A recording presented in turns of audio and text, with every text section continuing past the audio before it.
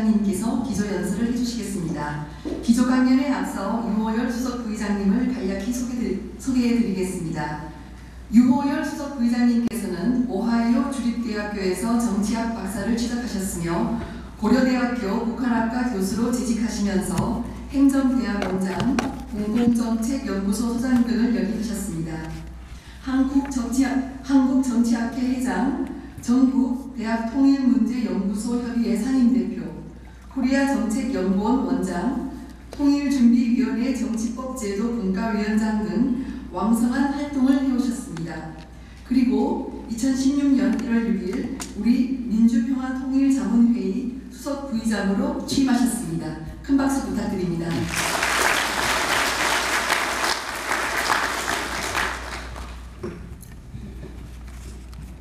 예, 감사합니다.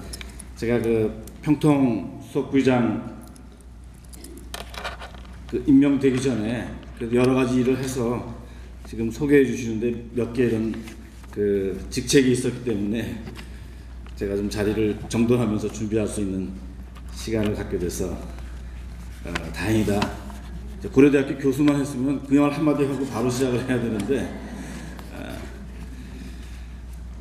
어제 저희가 서로 인사하면서 이 연단에 올라오신 우리 여성 자문위원님들 보니까 이 머흐라를 두르신 분, 또 큰 꽃을, 아주 아름다운 꽃을 다신 분들, 그래서 그래도 저한테 뭐 하나라도 주겠지.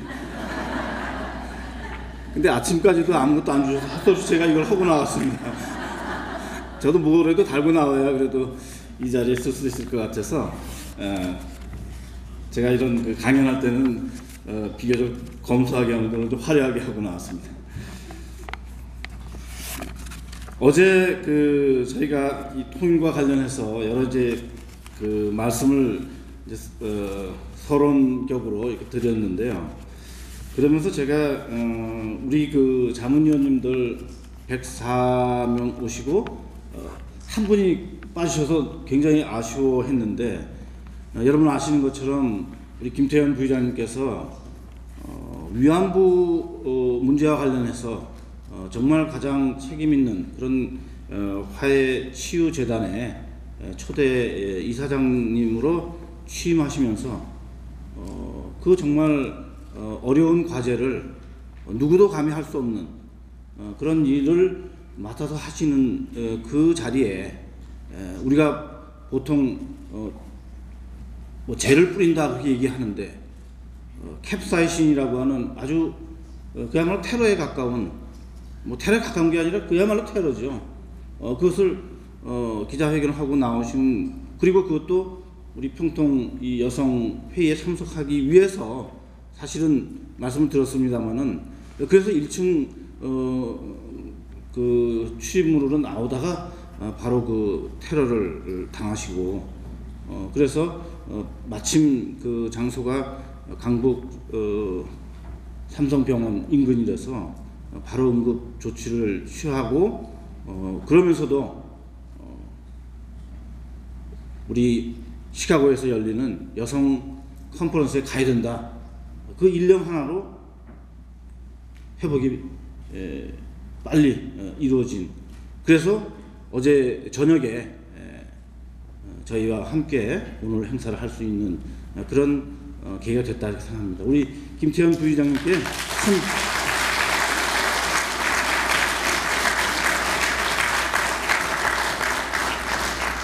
저는 저희가 오늘 또 내일 이렇게 여성이 만드는 행복한 통일, 이 모든 것에 함축된 그 어떤 방향, 내용, 이 정책, 이 모든 것이 바로 우리 김태현 우리 여성 부의장님이 실제로 겪으시고 또 그것을 극복한 그 과정에 그대로 나타나 있지 않나 그런 생각합니다. 다행히 제 말씀을 마치고 나서 우리 김태현 부의장님께서 좋은 또 강연을 해주시기 때문에 그런 면에서 정말 불행 중 다행이고, 또 저희 입장에서는 대단히 정말 기쁜 그런 모습으로 이렇게 다시 뵙게 돼서 좀 감사합니다. 제가 오늘 드릴 말씀은 여성이 만드는 행복한 통일에 한반도 이 평화 통일을 여성이 준비합니다. 이렇게 제목을 잡아봤습니다. 우리가 통일을 생각하면 정말 가슴이 벅찬데 지난 70년 올해 이제 광복 71주년 이렇게 되지 않습니까? 조만간 이제 광복절이 다시 다가오는데요. 그런데 여전히 우리는 분단된 체제 하에서 그리고 한반도 정세는 과거 어느 때보다도 긴장된 그런 상황, 우리가 바라는 한반도의 평화, 남북관계 개선, 그리고 통일이라고 하는 것이 과연 정말 우리 시대에 가능할까라고 하는 그런 회의감마저 드는 이 시점에 우리가 통일을 준비하는데 여성의 역할, 또 우리 여성 자문위원님들이 하셔야 할 일들에 대해서 저희 그 평통 2016 여성 컨퍼런스가 다루게 되는데 그 시작을 제 말씀으로 시작한다는 데 대해서 대단히 영광스럽게 생각하면서 말씀을 드리고자 합니다. 우리가 그 한반도 평화통일이라고 얘기하면 사실은 여러 가지 생각을 할 수가 있습니다. 우리가 1950년 또 3년 동안 고륙 상쟁, 동족 상잔의 그런 그 비극도 겪었습니다만은 그런 사이에 우리보다 훨씬 더 통일되기 어려울 것이라고 그렇게 생각했던 독일은 이미 사반세기 전에 통일을 완성을 하고 또 분단됐습니다마는 전쟁, 내전을 겪으면서 또 그런 과정에서 정말 가장 바람직하지 않은 방식이긴 합니다마는 북베트남에 의해서 무력으로 통일이 된 베트남, 그런 분단된 국가들이 이제는 통일을 이루고 또 통화 과정에서 나름대로 발전을 이루고 있는 모습을 보면서 우리에게 있어서 통일은 정말 우리의 소원이라고 얘기를 하는데 이것이 우리 시대에 이루어질 것인가 라는 회의감이 든다는 것은 정말 우리로서는 참을 수 없는, 견딜 수 없는 그런 고통이라고 생각합니다.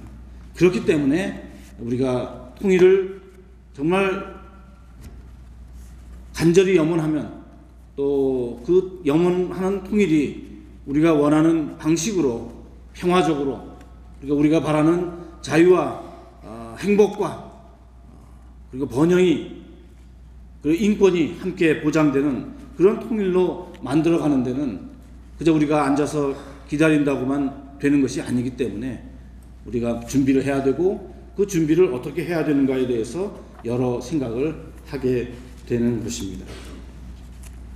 아까 우리 총영사님께서도 말씀을 하셨습니다마는 우리가 하고 있는 이러한 그 통일의 과제, 통일을 준비하는 이 과업에 확신이 또 자신감이 없어지는 이런 상황, 저는 오히려 그런 상황에 우리가 더 우리를 채찍질하고 또 우리 가는 길에 대해서 더 많은 그런 기도와 더 많은 열정을 쏟아부음으로 해서 지금은 우리에게 어렵고 힘든 그런 과제로 보이지만 그것이 우리가 생각할 수도 없는, 상상할 수도 없는 방식으로 또 그보다 더 훨씬 멋있는 그런 통일을 통해서 지구촌에 있는 어느 누구도 예상하지 못했던 또 하나의 기적, 또 하나의 축복이 한반도에 이루어질 수 있을 것이다, 그런 생각을 하고 있습니다. 제가 이 회의에 참석하기 전에 대한민국 역사박물관에서 특별 전시전 하는데 다녀왔습니다. 특별 전시의 제목이 일한운의 1966 이런 그 전시입니다. 혹시 언론을 통해서 또는 한국을 방문하신 기회에 이 전시를 보신 분이 계실지 모르겠습니다. 올해로 50주년이 되는 1966년은 우리에게 여러 의미를 주고 있습니다. 경제적으로는 제1차 5개년 계획이 종료되는 해이고, 또 우리 여기 이문규 협의회장님 계십니다마는 우리가 월남전에 본격적으로 참전하면서 그 참전의 조건으로 미국으로부터 경제적으로, 군사적으로, 또 정치적으로 지원을 확약받는 소위 브라운 각서를 우리가 얻은 그런 해이기도 합니다. 화독 광부와 간호사 본격 진출하는 해이기도 하고, 또 제가 어제 말씀을 들었습니다마는 미국에도 1차 간호사분들이, 그 당시에는 물론 안정된 그런 조건 하에는 아니지만은 간호사분들이 미국에 오기 시작한, 그리고 그것을 어떻게 보면 전문적인 이민으로 가는 그런 그 해이기도 한 아주 의미 있는, 그로부터 반세기가 지난 것이 바로 오늘입니다. 일하는 해 1966년 전시장에 가보니까 제일 먼저 눈에 띄는 것이 김기수 권투선수가, 아마 여기 계신 분들 중에 그 이름을 잊어버릴 분이 안 계실 겁니다. 벤베누티, 이태리의 WBA 미들급 챔피언 장충체육관에서 마지막 15라운드를 끝내고 정말 숨을 죽이면서, 당시에는 저도 초등학교 3학년 어린 나이지만은 그 모두 식구들이 모여 앉아서 라디오로 들었던 기억이 납니다. 그 김기수 선수가 벤베누티를 판정으로 2대1로 이긴 그 감격의 순간이 바로 1966년 그 장갑, 글로브를 제일 전면에 걸어 놓은 것을 보고 왔습니다. 1966년 하면 우리가 1차 경제개발 5개년 계획을 마무리한 해라고 말씀을 드렸습니다. 돌이켜보면 대한민국이 전쟁의 폐허에서 또 민주주의의 어떤 과도기를 거치면서 분단이라고 하는 어려움을 겪으면서 우리가 잘 살아야 되겠다는 그 일념 하나로 여러 가지 어려움에도 불구하고 수출을 중심으로 한 경제 발전을 시도하고 가능성을 보게 된 바로 그 해가 1966년입니다.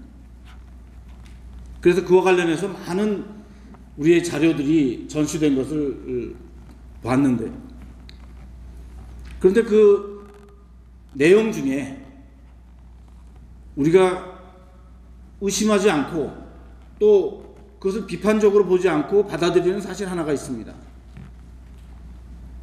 1960년대 중반에 대한민국의 국력은 전 세계를 상대로 하는 그런 비교에서뿐만 아니라 아시아권에서도 중하위권, 거의 바닥이다. 그래서 그 당시에 우리 근로자의 평균 임금이 태국이나 필리핀의 절반이다. 그 구절이 써 있고 또 그것에 대해서 지적을 하지 않고 있습니다. 마치 우리가 1945년 2차 대전 후에 분단이 되고 또 전쟁으로 인해서 분단이 고착이 되고, 그것이 마치 우리가 예전부터 그랬던 것처럼, 그래서 우리는 통일은 우리의 소원이라는 말은 하면서도 그것이 갖는 의미, 또 그것에 어떤 우리의 꿈과 열정을 담아야 되는 그 절박함에 있어서의 그런 2% 부족한 것, 그것이 저는 1960년대 중반 우리가 정말 못 살았다라고 하는 그 문구에 나와 있지 않나 이렇게 생각합니다. 아마 여기 계신 분들이 많은 지역을 여행을 하셨을 겁니다. 오늘 아침도 제가 LA에서 오신 우리 자문위원님에게 2권의 책을 선물로 받았는데요.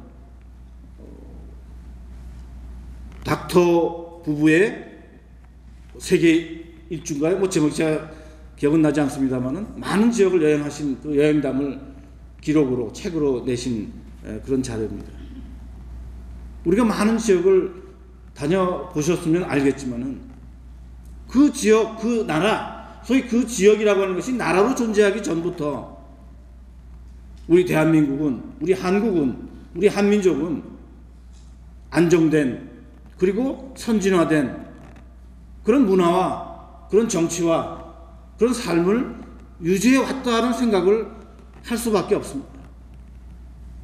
물론 소비에 발전된 나라들이 지난 몇백 년 동안 경제와 사회와 또 철학과 정치 모든 분야에서 굉장히 빨리 발전하고 또 그것을 우리가 배우기 위해서 지금 그동안 노력해 왔던 것을 생각한다면 우리가 시간의 단위를 어디로 둘 것인가는 그렇게 간단한 문제는 아닙니다.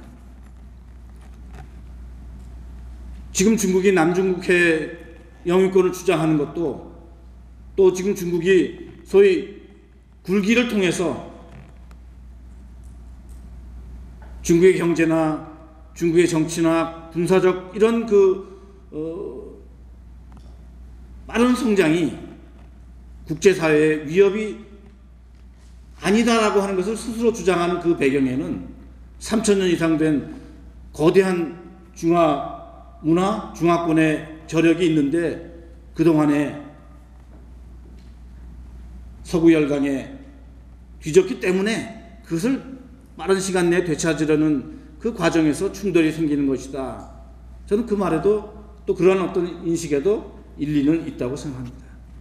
그런데 우리는 왜 그런 생각을 하지 못하고 1960년대 우리 경제가 아시아에서도 최하이다라는 그 전제 하에서만 출발을 하고 그렇기 때문에 우리가 갖는 그러한 심리적, 정서적 그런 그 위축감을 우리 스스로가 떨쳐내지 못하고 있지 않나 이런 생각을 합니다.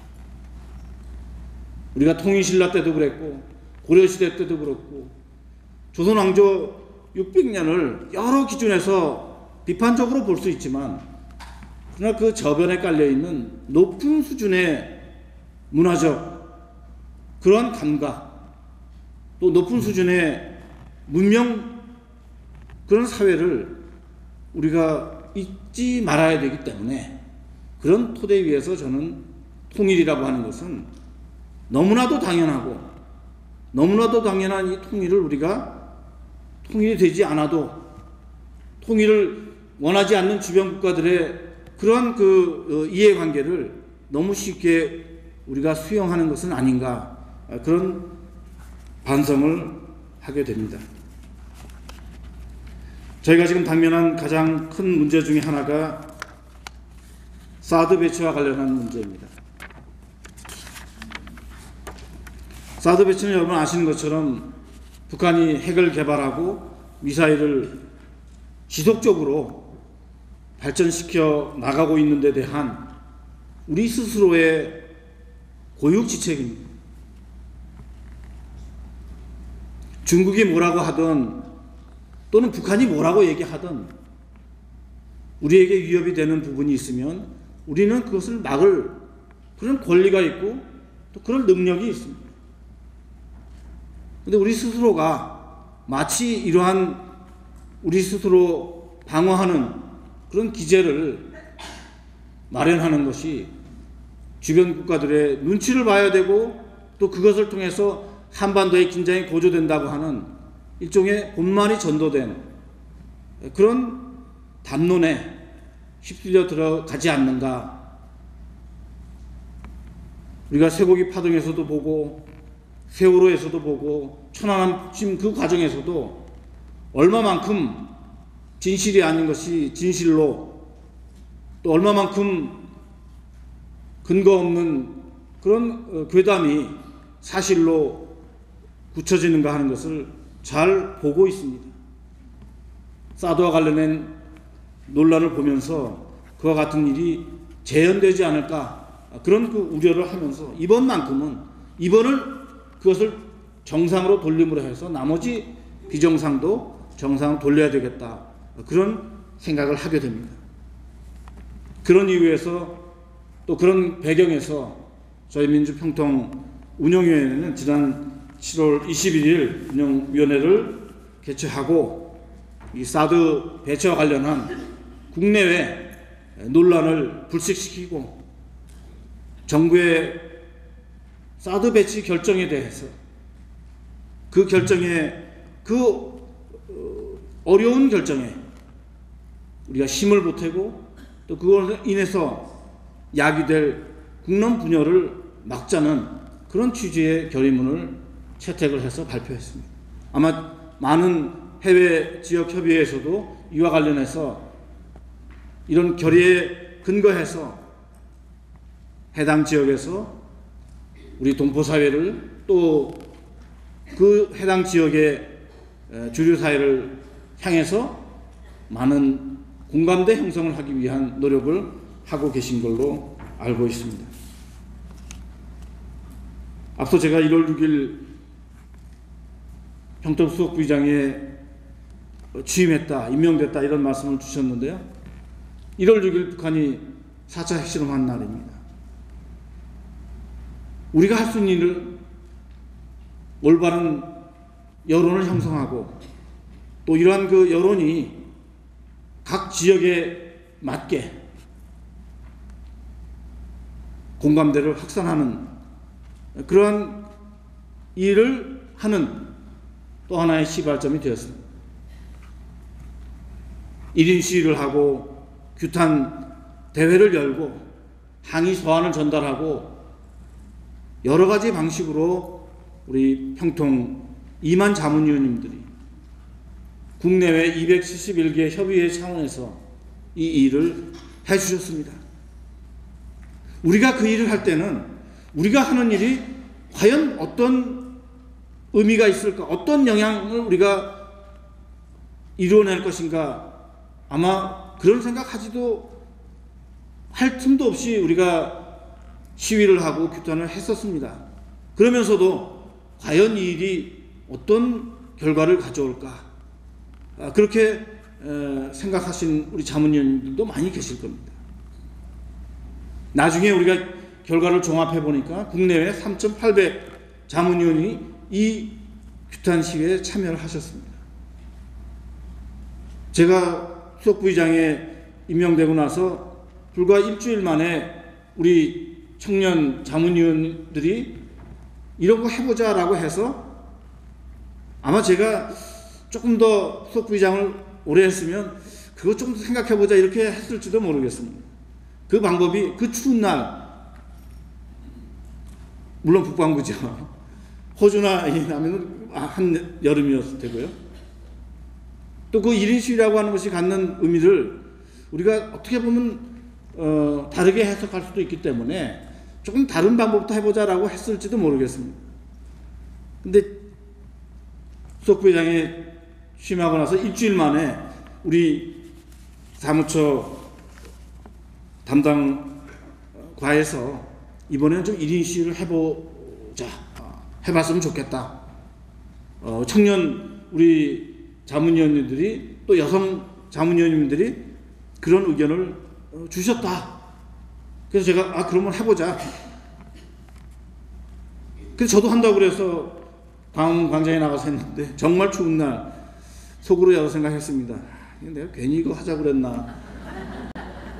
여기도 아마 우리 그 여성 위원장님들 계시고 국내에서 14분 오셨는데 아마 대부분 다 참석하셨고 또 일본 또 중국 또 미국에서도 여러 방식으로 참여를 하셨을 텐데, 그런데 이 1인 시위가 갖는 효과는 제가 생각하기에도 놀랄 정도로 대통령께서 지난 5월, 6월 두 차례 해외 지역회의 할 때마다 그리고 6월부터 7월 초까지 우리 17개 국내 지역회의 영상 메시지를 보내시는 데에도 빠짐없이 평통 자문위원님께서 북한이 핵을 4차례나 실험하고 이제는 정말 더 이상 물러날 수 없는, 그래서 대통령께서 이 일을 우리 정부가 이 일을 꼭 막아야 되겠다. 그런 각오를 하고 있는 그런 결기에 찬 시기에 우리 평통 자문위원님들이 시위를 해주신 것에 크게 고무되었다. 그것이야말로 우리 평통의 역할이 아니었나 저는 그렇게 생각합니다.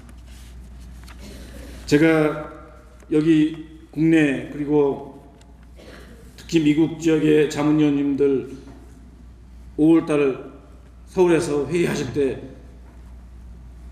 말씀드린 부분도 있고 또 그렇지 않은 부분도 있을 텐데 제가 어떤 자료를 그 당시에 말씀드리지 않은 자료가 있을까 찾아봤는데 마침 자료가 하나 있습니다. 6월 초에 설문조사한 내용이기 때문에 아마도 6월 20일에서 30일까지 일본하고 중국 지역에서 오신 자문위원님 중에는 이 말씀을 조금 들으신 분이 계실지도 모르겠습니다. 우리 평통 자문위원님들의 역할에 대한 과학적인 그런 근거입니다. 저희가 설문조사를 분기별로 실시를 하고 있는데요.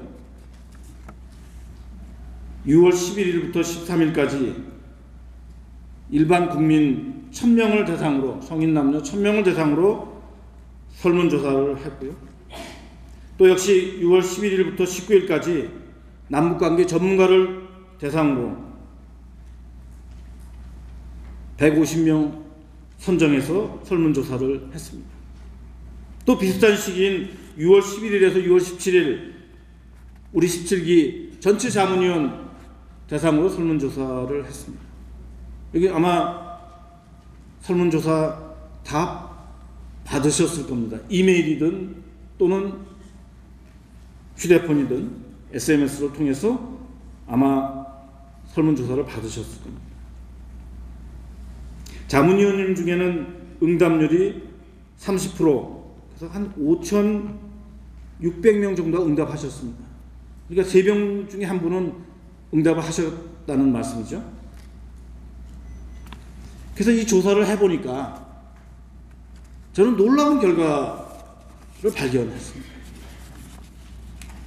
우리가 설문조사하면 그 설문조사의 그 방법이라든지 또는 신뢰도라든지 이런 부분이 1차적인 관심인데 그런 조건 하에서 똑같은 문제를 이 세 그룹에다가 드렸는데 그 답이 비슷하게 나올 수도 있고 달리 나올 수도 있는데 그 나온 결과가 일부러 그렇게 하려고 해도 할 수 없을 정도의 기가 막힌 결과를 제가 자료로 받았습니다. 통일이 필요하냐 물어보는 첫 번째 질문에 매우 필요하다 뭐 등등 해서 답변이 나오는데요. 우리 일반 국민은 74%가 어느 정도 필요하다 이렇게 답을 하셨어요. 전문가 자문위원 두 그룹 99%가 필요하다. 여기서 벌써 25% 정도 차이가 나. 일반 국민들이 생각하는 통일에 대한 필요성과 전문가라고 하는 분들은 여러 이유로 통일의 필요성을 얘기하셨을 겁니다. 우리가 아는 것처럼 통일은 대박이다. 또 신창민 교수님이 최근에는 더 업그레이드 시키셔서 통일 대박은 축복이다 이렇게까지 통일이 매우 필요하다고 하는 그런 전문가적인 시각, 99%가 통일이 필요하다고 하는데 우리 자문위원님들이 99% 통일이 필요하다 이렇게 얘기를 하셨습니다. 통일 후에 국가 발전 공감하느냐 이런 질문입니다. 일반 국민들은 58% 공감한다. 대체로 공감한다 이렇게 얘기하셨어요. 통일 후에 국가 발전이 될 수 있겠다 이렇게 얘기하신 거죠. 전문가는 97%가 통일되면 물어볼 이유도 없이 국가 발전에 기여할 것이다. 우리 자문위원님들 몇 프로 나오셨을까요? 91%. 이 설문 14개 문항을 보면 전문적인 그 지식을 요하는 그런 질문들이 있습니다. 북한의 도발에 대해서 여러 가지 방법으로 북한을 변화시키거나 정책을 바꾸려고 국제사회와 함께 우리가 노력을 했는데요. 말을 듣지 않지 않습니까? 김정일 때부터 김정은 오니까 더 막무가내 그런 북한을 우리가 어떻게 변화시킬 것이냐, 이제 찾아낸 또 우리가 할 수 있는 평화적인 방법으로는 이제 마지막 남은 카드가 국제사회와 공동으로 제재를 강화하는, 그 방법도 안 되면 이제는 더 이상 방법이 없지 않겠는가. 핵을 갖고 있는 북한을 우리가 인정하고 핵을 머리에 이고 살아야 되든지, 아니면 무력으로라도 그것을 제압하든지, 우리가 핵을 보유해서 더 이상 핵을 가지고 위협하지 않게 하는 상황을 만들든지, 여러 가지 극단적인 방법만 남아있을 뿐입니다. 그러니까 이 제재의 그 효용성이라고 하는 것은 그만큼 더 중요하다, 이렇게 볼 수 있습니다. 근데 이 제재에 대해서 설문조사를 해보면 우리 국민들이 생각하는 제재 그 효용성과 제재의 그 필요성에 대해서 전문가들과 확연히 차이를 보이고 있습니다. 전문가들은 여러 변수를 고려해서, 우리 자문위원님들이 전문가들과 거의 같죠. 제재 필요하다, 제재 가능하다, 제재해야 된다, 그렇게 답변을 주고 계십니다.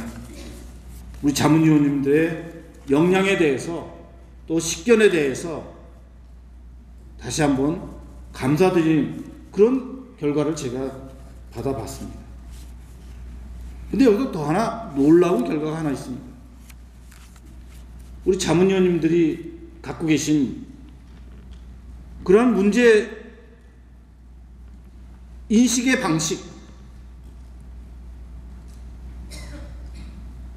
통일 예상식이 언제냐, 그런 질문을, 이 질문은 어떤 통일 관련한 설문조사에도 반드시 나오는 질문입니다. 5년 이내에 통일될 것이다, 10년 이내, 20년 이내 등등, 아마 그런 질문을 많이 받아보셨을 겁니다. 우리 일반 국민들이 10년 이내 통일될 것이다 라고 예상하는 퍼센티지는 4분의 1 정도밖에 안 돼요. 27%입니다. 전문가들이 10년 이내에 통일될 것이라고 예견하신 전문가들은 46%, 한 절반 정도가, 46%가 10년 이내에 통일될 것이다, 이렇게 결과가 나왔어요. 우리 자문위원님들은 몇 프로 나오셨을까요? 5년 이내에 통일될 것이다 라고 답변하시거나 생각하시는 분 한번 손 한번 들어주세요. 10년 이내에 될 것이다. 63% 나왔습니다. 저는 통일 예상 시기는, 이거는 객관적인 과학적인 그러한 분석을 요하는 질문은 아니라고 봅니다. 앞서 말씀드린 것처럼 독일이 통일되고 사회주의권이 붕괴하고 소련이 변화하는, 그것을 어떤 사회과학자도 예견한 사람이 없어요. 정치가도 예견한 사람이, 언론인도 예견한 사람이 아무도 없습니다. 우리처럼 70년 동안 분단된 체제에 살면서 그동안 겨우 조금 문이 열려서 북한도 가보고 북한 사람을 만나는 그런 경험은 했지만, 냉전 시대의 소련 연구가들이 소련에 대해서 갖고 있던 정보와 지식, 분단된 체제 하에서 동서독 간의 교류, 연간 수백만 명이 교류했던 그런 동서독, 퇴근하면 집에서 서독 TV를 보던, 최소한 15년 이상을 그렇게 했던 동서독에서도 통일을 예견한 사람이 아무도 없었다라고 하면, 통일 예상 시기를 물어보는 것은 정말 우문일 수밖에 없습니다. 저는 이것은 의지의 문제라고, 언제쯤 통일이 되고 싶으냐, 언제쯤 통일이 되면 좋겠는가, 그런 일종의 wishful thinking이라고 생각합니다. 우리 자문위원님들 63%가 10년 이내, 그것도 5년 이내가 무려 18%가 그렇게 된다고 답변을 주셨어요. 우리는 늘 그런 얘기를 합니다. 원하면, 간절히 소망하면 이루어진다. 그런데 통일에 대해서는 왜 그런 생각을 안 하고 살까? 그것은 너무나 분단이 고착되고 또 통일의 상대인 북한이 너무나 견고하고 또 그렇게 하려고 하는 조건이 국제사회의 변수로 보면 너무 힘들기 때문에. 그런데 우리 자문위원님들은 63%가 늦어도 10년 안에는 통일된다. 스스로에게 그렇게 답을 하고 계십니다. 북한 체제가 그렇게 견고한 것일까요? 북한 체제가 우리가 통일을 할 수 없을 만큼 그렇게 완고한, 변화불변한, 북한이 핵을 개발하고 미사일을 개발하는 그 정책을 그들의 정책 최상위의 규정이라고 하는 헌법을 넘어서 당규약에까지 넣었다고 해서 포기 못할까요? 저는 그렇지 않다고 봅니다. 언제 그것이 이루어질 것인가라는 그 시점은 얘기할 수 없지만, 그러나 그것은 꼭 온다. 북한이 정책을 변경하지 않으면 견딜 수 없는 그런 시점이 반드시 온다. 북한 저 체제, 독재 체제, 저 수령 세습 체제, 저 인권이 말살된 체제, 저 체제가 존재한다는 것 자체는 인류 역사에 있어서 하나의 수치이기도 하고, 인류 역사에 있어서 가장 비정상적인 시기가 지난 70년이다 라고 얘기할 수 있는 것은 역사가들의 저는 몫이라고 생각합니다. 반드시 그렇게 평가할 수 있는 그런 때가 올 것이다, 저는 확신합니다. 왜? 그것은 인간의 본성에 어긋나는 체제이기 때문에. 김정은 체제를 설명하는 여러 방법이 있습니다. 저는 정치사회적 측면에서 북한 체제를 분석한 적이 있습니다. 어려서부터 세뇌 교육을 받고 자기 인성이 스스로 판단할 수 있을 때는 도저히 그렇게 하지 않으면 안 되는 그런 조건 하에서 2,500만 북한 주민이 자기도 모르게 거대한 기계의 부속품이 된 사회, 그게 북한 사회입니다. 그러니까 밖에서 보면 엄청나게 획일화되고 단합되고 전체가 하나를 위해서 움직이는 그런 완고한 체제로, 그러니까 저 체제는 변하지 않는다. 저 체제를 건드려봐야 안 된다. 핵을 포기하지 않을 거기 때문에 다른 방식으로 이런 생각을 하게 되는 것입니다. 북한 체제를 설명하는 만스키 감독의 태양 아래라는 영화 아마 보신 분도 계실 겁니다. 1차 지역회의 때는 저희가 보여드리지 못했는데요. 2차 회의 때는, 지역회의 때는 저희가 그 영화의 전편을, 나레이션을 포함해서 보여드렸습니다. 그리고 지금 명보국장에서는 그 나레이션이 들어간, 소위 해설이 들어간 그런 태양 아래 다큐멘터리가 지금 상영되고 있습니다. 제가 1차 회의할 때 우리 대통령님께 제가 그 영화를 3번 보겠다 이렇게 보고 말씀드린 거 아마 미국 우리 협의회에서 오신 분들은 기억하실 겁니다. 제가 그 약속은 지켰습니다. 두 번째 봤을 때는 우리 지역회의 때, 그리고 세 번째는 제가 가르치는 북한학과 학부 대학원 학생들과 같이 그 명보국장 그 상영관에서 저희를 위해서 특별히 자리를 마련해서 함께 학생들과 같이 봤습니다.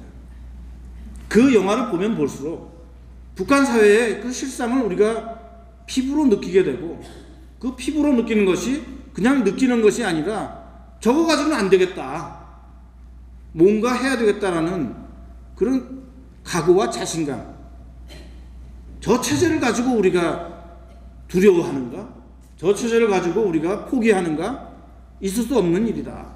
반드시 바뀌고 반드시 바꿔야 되는 그런 체제라는 생각을 하게 되고 실제로 그런 모습이 나타나고 있습니다.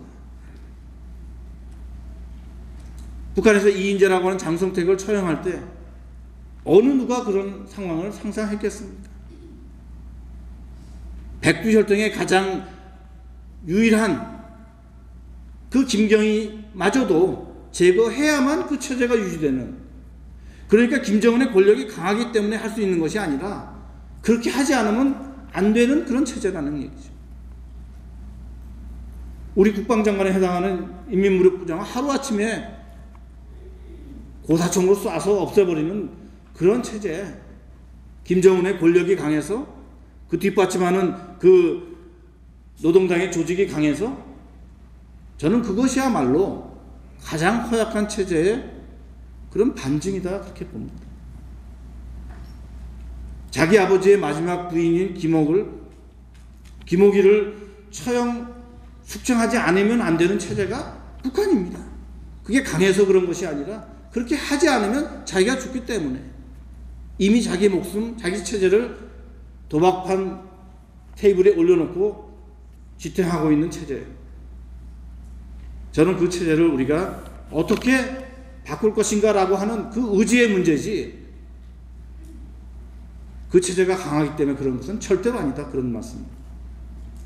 어제 힐러리 클린턴 민주당 후보가 대선 후보 수락 연설을 했습니다. 많이 보셨을 겁니다. 일주일 전에는 트럼프 공화당 후보가 이제 대선 후보로 본격적인 미국에서 대선 경쟁에 돌입을 했습니다. 우리에게는 미국 정치, 또 미국의 정책이 매우 중요합니다. 미국은 우리에게만 중요한 게 아니라 전 세계 모든 국가, 핵심적인 그런 역할을 하는 국가이기 때문에 중요합니다. 한반도에 대한 입장은 공화당, 민주당 누가 당선이 되든 북한 체제에 대한 인식은 저는 같다고 봅니다. 공화당에서 김씨 일가에 의한 노예국가라고 얘기하고, 민주당에서는 가장 억압적인 국가라고 얘기하고, 저는 똑같은 인식. 다만 정책에 있어서는, 접근에 있어서는 공화당과 민주당, 또 힐러리 클린턴과 도널드 트럼프가 갖고 있는 그런 입장과 노선 때문에 차이가 있을 수 있을 거라고 생각합니다. 그러나 북한 정권, 북한 체제, 또 주변 환경을 보는 인식은 저는 동일하기 때문에 그러한 인식을 우리가 같이 공유하면서 해법을 찾으면 북한을 변화시킬 수 있고, 그 변화된 북한을 우리의 통일의 동반자로 만들어갈 수 있다, 그렇게 생각합니다. 이제 시간이 한 5분 정도 남았다고 제가 생각합니다. 예?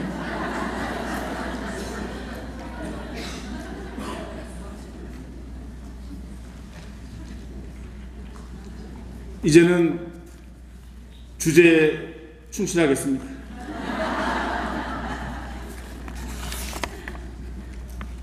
여성이 만들어가는 행복한 통일, 우리 통일, 여성이 준비하는 그런 통일, 무슨 차이가 있을까요?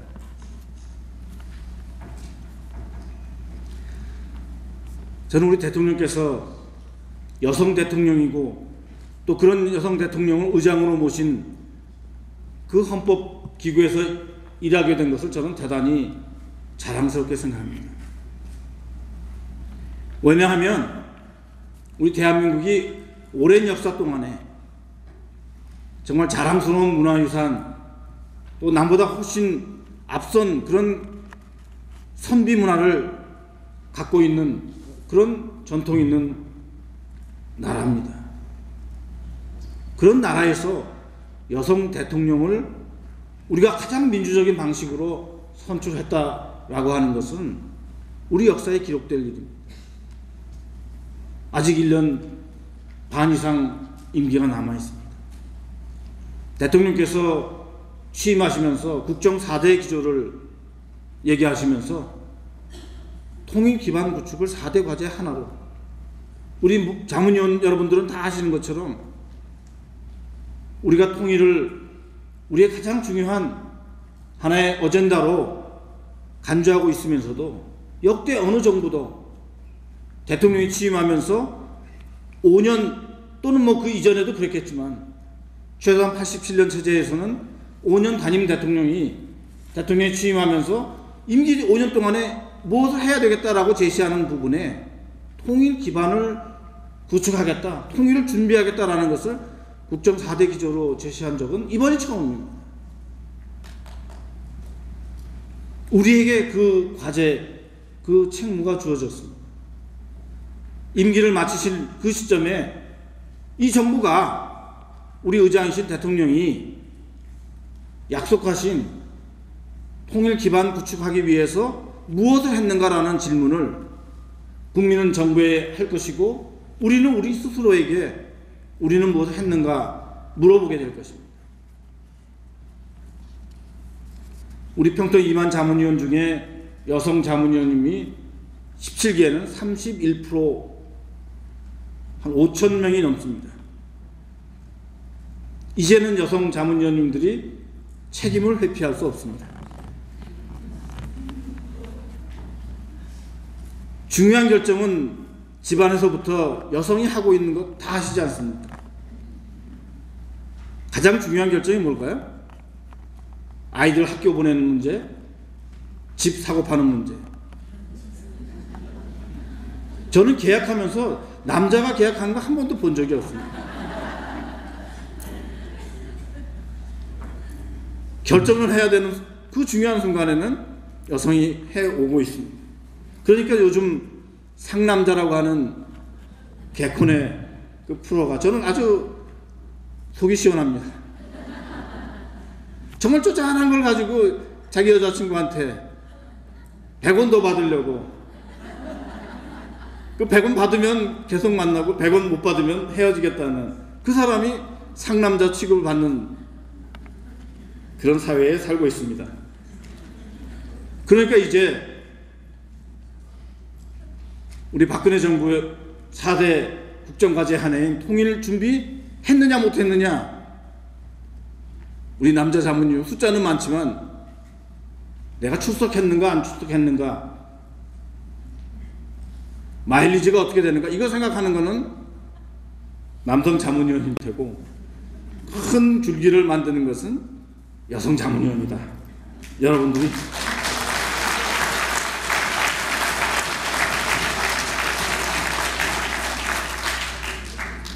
저는 그런데 할 수 있다 이렇게 생각합니다. 왜? 시기가 그렇게 돼 있습니다. 제가 우리가 통일을 하기 위해서 극복해야 될 것이 3가지가 있다. 만약에 그런 말씀을 드리면 우리가 무지해서는 안 되겠다, 무관심해서는 안 되겠다, 무기력해서는 안 되겠다. 오늘 이 자리에 참석하신 우리 여성 자문위원님들, 어제 저녁만 해도 여기 단성에 올라와서, 아마 제가 기억하기에는 광주에서 오셨나요? 자문위원님? 자다가 정말 힘들어서 올라왔다. 어디 계신가요? 근데 얼마나 쌩쌩하십니까 지금? 반짝반짝. 에너지가 거기에 있다고 생각합니다.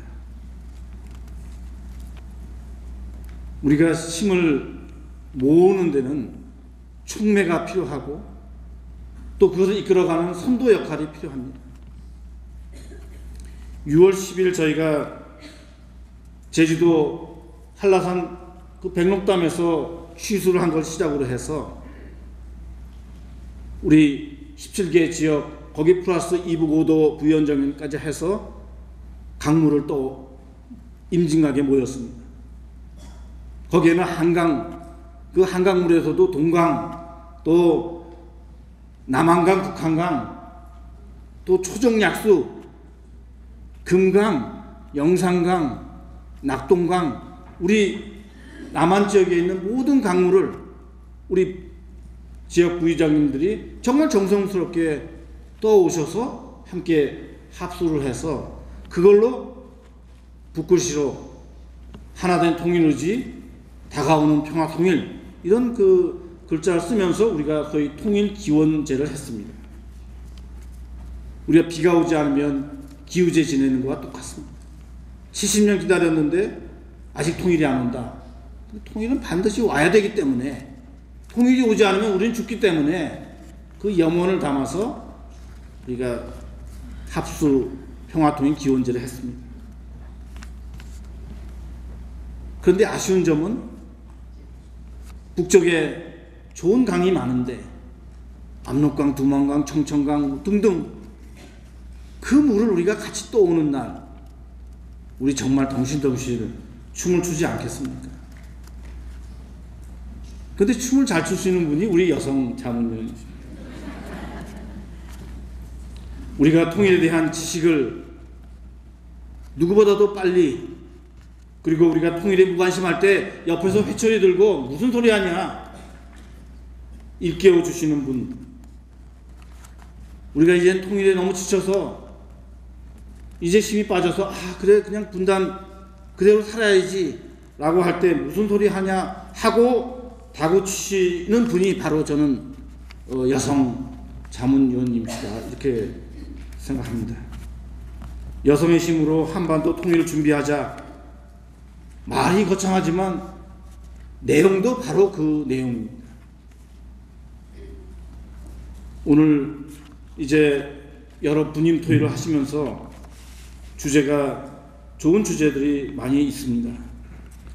의견들 주시고 우리가 생각만 하는 것이 아니라 실천하게 되고, 실천하면 더 좋은 생각이, 그래서 우리가 태양 아래에 있는 그 2,500만 진미와 같은 그 억압된 체제에서 억압된 것이라고도 모르고 살고 있는 그 조그만 가능성을 보여준 것이 3만 탈북민이고, 그 3만 탈북민과 우리가 함께 어우러질 수 있을 때 어제 제가 말씀드린 것처럼 이런 말이 북한에서 더 이상 개나발이라고 그렇게 비난하지 않는, 비난할 수 없는 그런 시기가 올 것이라고 확신을 합니다.